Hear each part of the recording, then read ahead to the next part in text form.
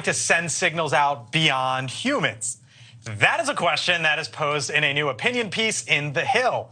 Merrick von Rennenkampf writes the Pentagon's UFO office is sending cryptic alien messages.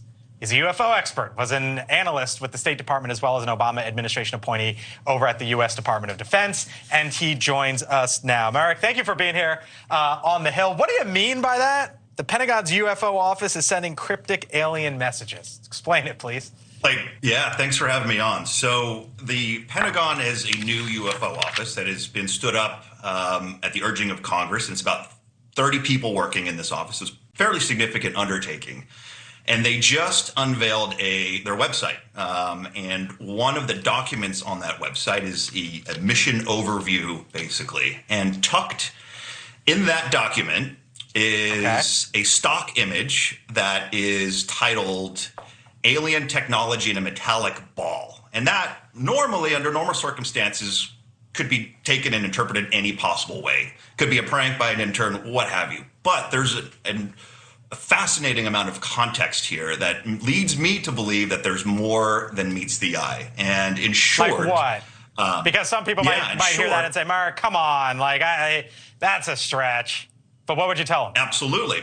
Absolutely. So the director of the Pentagon's office gave a presentation back in May, and that he said that the most commonly observed UFO are metallic orbs. I'm quoting directly, metallic orbs that have been seen all around the world conducting very interesting apparent maneuver. So, Blake, I don't know if you know of any metallic orbs that can maneuver, but if you do, I'd love to drive one. I'd love to have one in my garage.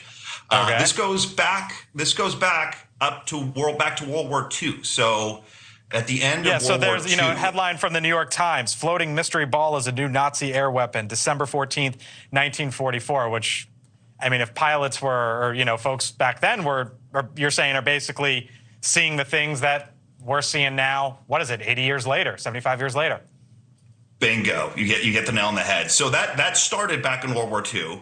And it continued. You see reporting in the late 1940s into the early 1950s consistently in government documents saying that the most commonly observed UFO, just like today, is a metallic sphere, a metallic orb, a circular object.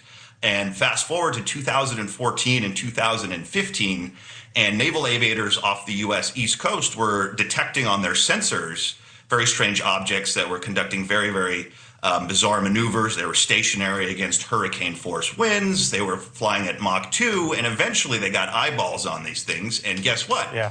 They were round spheres. So my radar is peaked here. My interest is peaked. But bring me back to the website, Mark. Bring me back to the website. What is we're sending out a signal?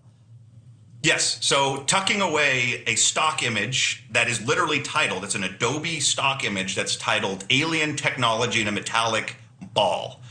That to me is interesting. Yes, exactly. That's literally the name of that image. So that is sending an interesting message. I do you think it's interesting, Blake? I certainly do, given all of the context. I'm fascinated by all this. I think it's yeah. Yeah, and I was just going to say, absent all of that too. context, I think there's there's maybe a prank at play here, or we don't need to read too deeply into this. But given the history of this and what we're seeing, I'm intrigued. Mark von Rennenkampf, thank you for joining us here on The Hill. Appreciate the time. We'll have you on back.